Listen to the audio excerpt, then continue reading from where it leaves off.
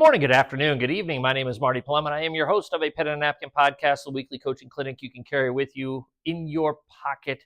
Welcome to this Win the Season video, and today we are talking about a universal skill that everybody kind of takes for granted, but you got to develop it. Like I said on this particular podcast, we take layups and finishing around the basket for granted, and it's not as simple as that. You have to work on finishing drills consistently. You've got to work on putting the ball up and in the basket all the time against contact, against defense, against challenges. So today in this video, we're going to go through about 7-ish drills that we use to work on finishing. As I said in the podcast, 99% of our players are going to play below the rim. So we just can't take it for granted that everybody's going to go up and be great finishers and put that ball up the basket in a simple way. We've got to work on this skill all the time. As much as we do with jump shooting or free throws or any of that type of stuff, finishing needs to be right there, if not more emphasized. So let's dive into it. Let's talk some finishing drills and let's get better.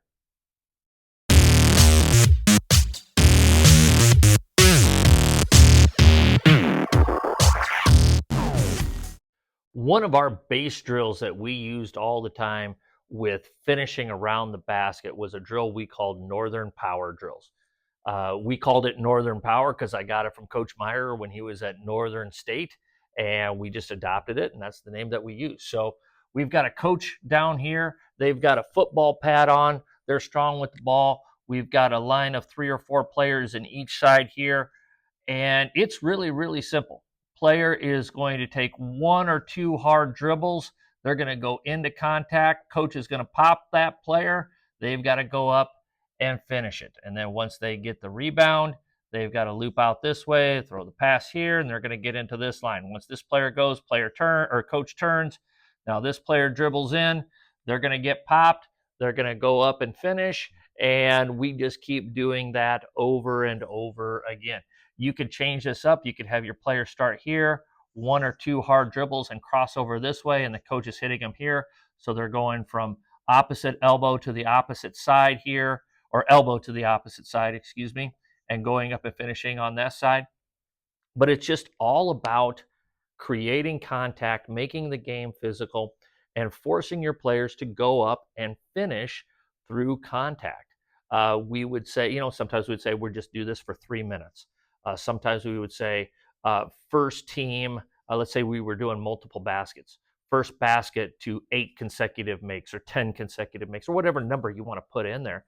And we, our coaches, they had free reign to, if they really wanted to get them, they got them, we thought it was really good to be as physical as we could be so that the players, again, going up, finishing through contact, putting that ball through the basket. They've done all the work to get that close to the rim. Let's finish the play out.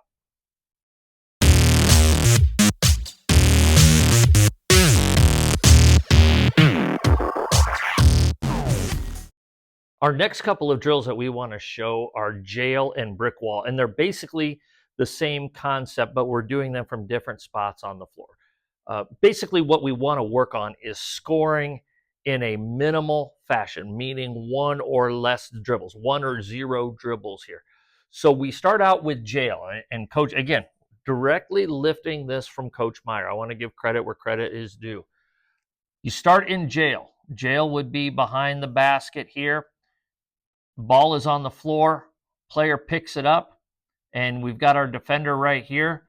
The player has 1 dribble to try and get to an angle where they can try and score. It is up to the defensive player to try and prevent them from scoring. And so they're stuck back here behind the basket or parallel to the backboard, and it's up to the defender to keep that player in jail.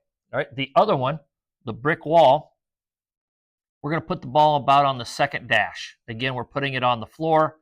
The defender is right here. Offensive player is going to pick it up, and they've got 1 hard dribble to try and get to the basket to make a play. They're working on their footwork. They can do a little McHale or rondos, up and unders, whatever it may be.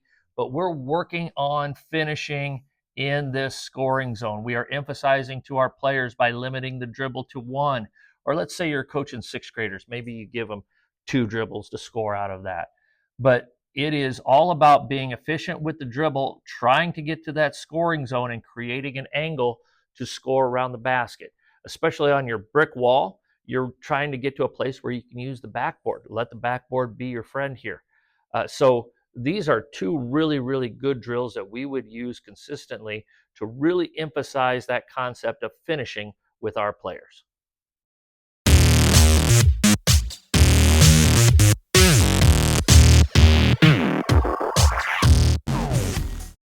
We've got two very, very similar drills here, and the kids, the players really like these two sets of drills here, especially the second one. But let's talk about the first one first. Okay, so USA one-on-one, and I got this at a USA Gold Camp. I was working that, and one of the great things about working a camp like that is you're surrounded by so many good coaches that you just learn so many different things while you're teaching the players.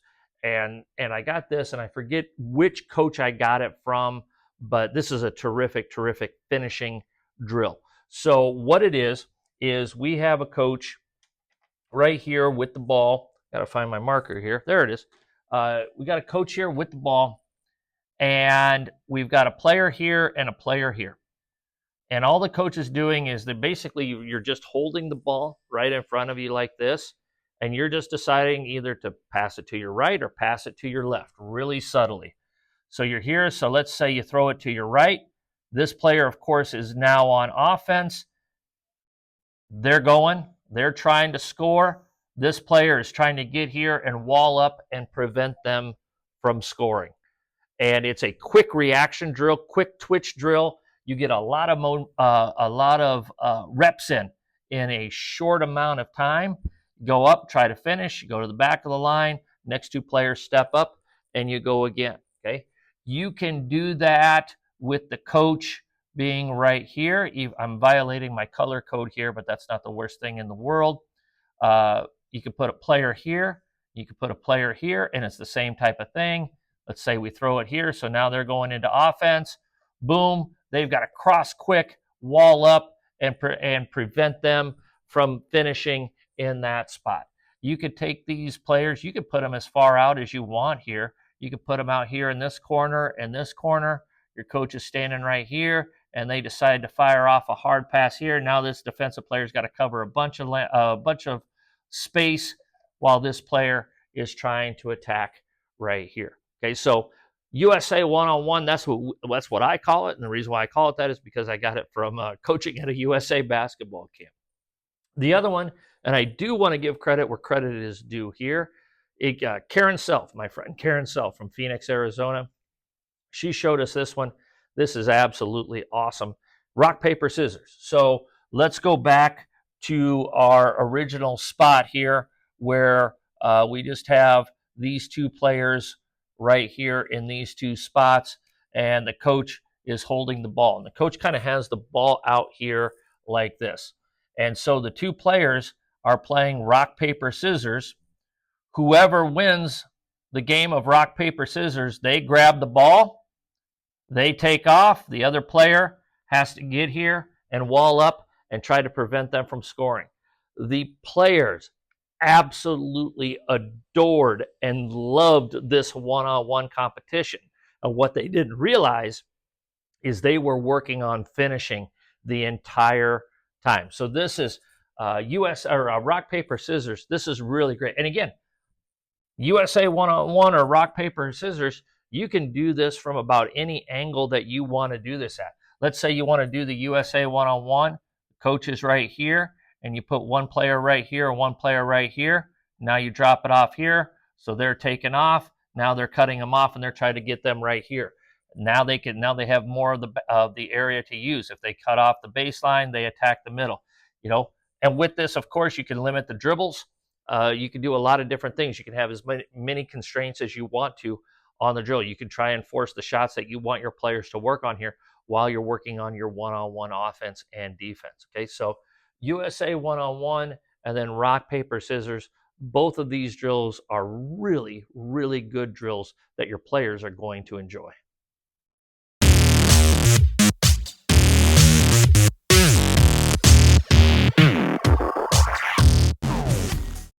Solon one-on-one.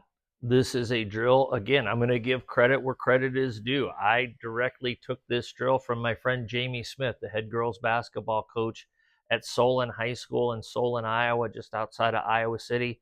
I saw him do these couple of drills at Snow Valley Basketball School, and I thought they were terrific. So we just kind of lumped these together into one little mini series, but they're two different drills, but they're trying to accomplish the same thing out of a very similar setup. So let's start on this side. It's the one closest to me, so we'll do that. So the defensive player has the ball, and they are standing in front of what will be the offensive player. The defensive player has the ball. I know you can't see my hands right now, but their hands are behind their back, and they're holding the basketball just at the small of their back, and they've got the ball back there. The offensive player is standing behind the defensive player. The one-on-one engages when the defensive player grabs the ball. I'm sorry, when the offensive player grabs the ball and they go. And now the defensive player is trying to react and wall up and match up and prevent the offensive player from getting as close to the basket as possible and going in and finishing, of course. And the goal of the offensive player is to get the ball and try to get to the rim and finish with as simple of methods as possible. Again, this is something where you might want to limit dribbles to 2 or 3 dribbles. Again, whatever constraints you want to put on it, you can. Okay. The other one here, the offensive player is starting with the basketball. The defensive player has their hand on their shoulder. Now, you can change this. On this situation, I should put this, I'm going to redraw that real quick, because the defensive player should be more parallel to the offensive player, but they've got their hand on their shoulder. Now, if you want to put them on the outside, put them on the outside. If you want to take the defensive player and put them on the inside, go ahead and put them on the inside. But they have their hand on their shoulder right here. The offensive player decides when they want to go. They can have that hand on their shoulder for a split second. They can have on that hand on their shoulder for 4, 5, 6 seconds, whatever they would like. But the offensive player then takes off. They try to score. You can sense a theme here. The defensive player is trying to beat them to the spot, trying to wall up and prevent them from getting to the basket and making that an easy finish here. So, again, Solon, one-on-one, and there's other names for it, I'm sure. That's the name I decided to apply to it because, again, thank you, Jamie, for the great drill here. And this is a great drill that I'm sharing here with you. It's a great way to finish. It's a fun reaction drill, and it forces your defense to work. It forces your offense to finish through contact, and it's just really, really good there.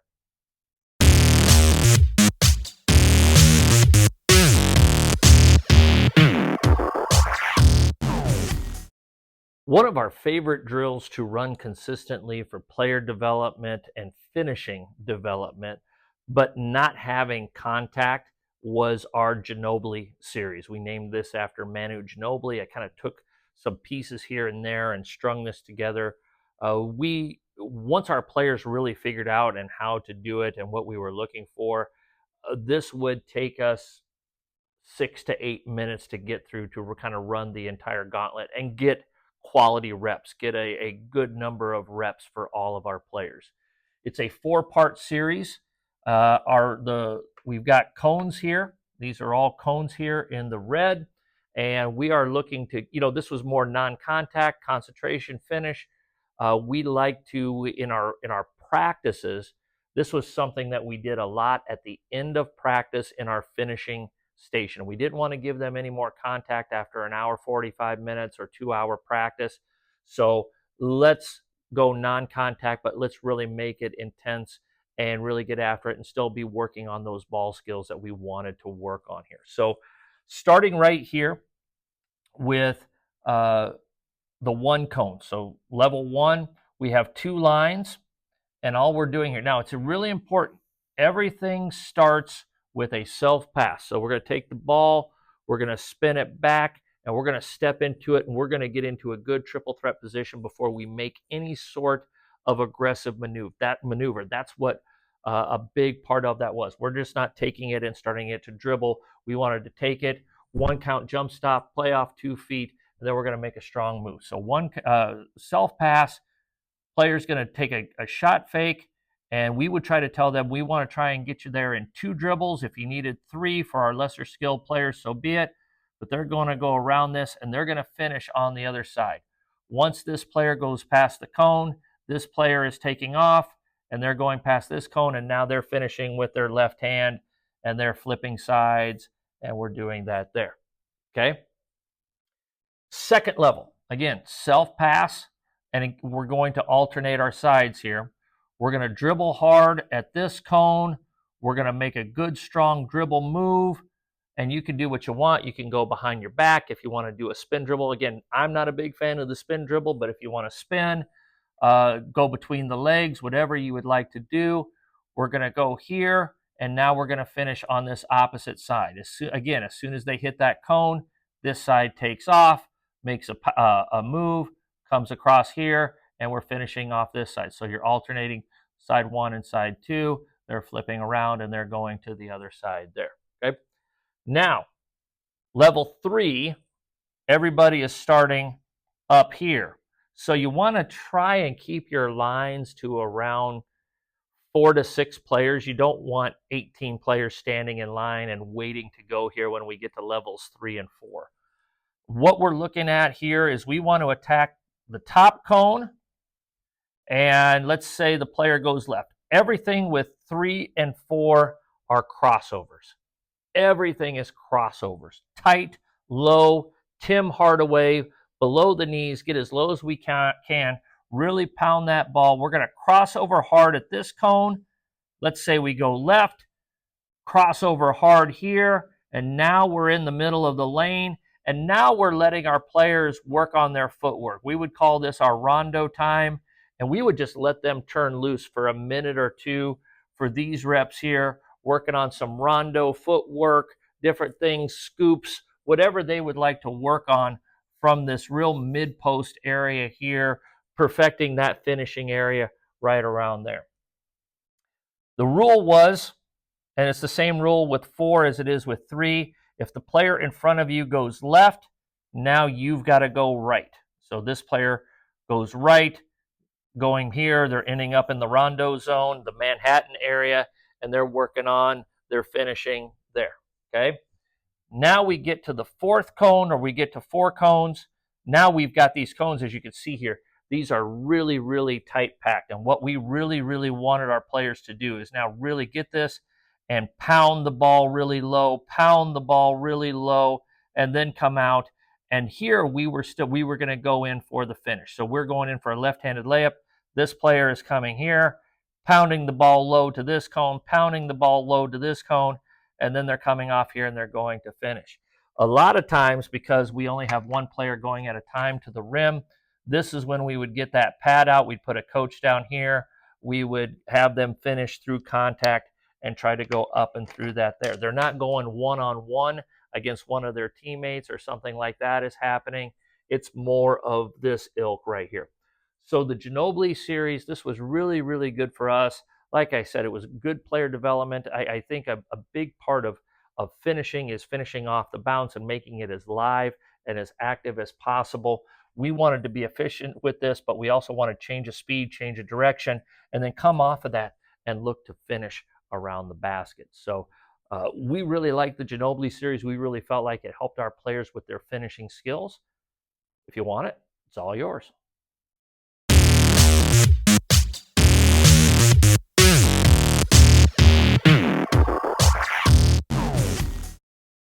I really hope you've enjoyed this video on finishing drills. You got to put the ball in the basket, and it's the highest percentage shot in the game other than a free throw. You've worked so hard to get the ball that close to the basket, to that finishing zone. That's exactly what it needs to be. It needs to be that finishing zone for your players and for the good of your team. And again, no player in the game has ever gone up and said, "Man, I can't wait to blow this layup or blow this dunk." It has never happened. And so you have to realize that when a player misses a layup, they're not obviously they're not missing on purpose. Now, lack of concentration when your team is missing 3, 4, 5 layups in a short amount of time, yeah, that's lack of concentration. That's lack of being really locked into where they're supposed to be. But you have got to put your kids in a situation where they can be successful. And you cannot take finishing for granted. You've got to have finishing drills. And like a lot of things that we've talked about in this podcast series, you've got to work on these things daily. Now, stuff like the Ginobili drill, you're working on ball handling there. So you're working on ball handling and finishing. Solon drills, you're working on ball handling, defense, and finishing. So there's a lot of crossover with a lot of these drills. And when we say every day, we're talking 5 to 10 minutes every day that you're working on these basic skills that are going to help you win the season.